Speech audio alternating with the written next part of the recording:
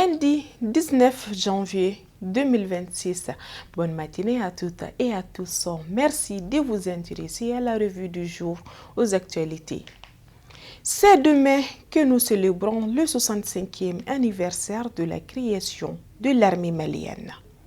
Nous avons consacré un dossier à cet événement national dans lequel nous faisons état de l'évolution de notre outil de défense, des défis auxquels il fait face et des perspectives pour un Mali sécurisé, respecté et résolument tourné vers le développement durable. Ce spécial s'ouvre sur la sécurité. L'opération Dougou-Koloko, lancée le 18 avril 2025 sous la présidence du général d'armée Assimi Goïta, vise la reconquête du territoire, le retour de l'administration et le rétablissement de l'autorité de l'État. À cela s'ajoute l'opération Fouga-Kene, destinée à sécuriser les axes stratégiques d'approvisionnement en hydrocarbures face aux menaces terroristes. L'AIS n'est pas resté en marge de ce numéro. Le Burkina Faso, le Mali et le Niger ont opté pour une réponse sécuritaire endogène à travers la force unifiée de l'AIS annoncée en janvier 2025.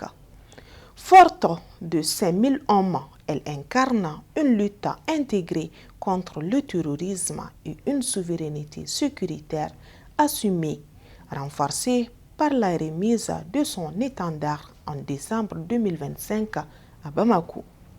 Le dossier met également en lumière la résilience des veuves et orphelins de militaires tombés au champ d'honneur. Grâce aux indemnités et à l'accompagnement institutionnel, ces familles parviennent à construire un avenir digne, empreint d'espoir et de courage. Enfin, un éclairage est porté sur l'école de guerre du Mali. Créée en 2021, elle comble un vide dans la formation des hauts cadres militaires en proposant un enseignement stratégique de haut niveau sanctionné par le BMS2 et un master en stratégie, défense, sécurité, développement. À sa 5e promotion, elle accueille désormais des officiers maliens et étrangers, renforçant le rayonnement du Mali dans la sous-région. Par ailleurs, le président de la transition, le général d'armée Assimi Goïta, a pris part le samedi 17 janvier 2026 à la cérémonie d'investiture de son homologue guinéen Mamadi Doumbouya au stade Lassana Conté de Conakry. Plusieurs chefs d'État ont honoré de leur présence à cet événement, notamment ceux du Mali, du Gabon, du Sénégal, de la Mauritanie, de la Gambie, du Libéria, de la Sierra Leone et du Rwanda. À l'issue de la cérémonie, le président Assimi Goïta a accordé une interview exclusive à la presse au cours de laquelle il a rendu un hommage appuyé à son homologue guinéen et rappelé la profondeur des liens historiques entre la Guinée et le Mali.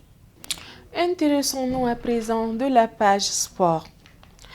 Porté par un Sadio Mané étincelant, les Lions de la Teranga du Sénégal ont bravé la polémique pour remporter la 35e édition de la CAN face au Maroc battu 1-0 après prolongation.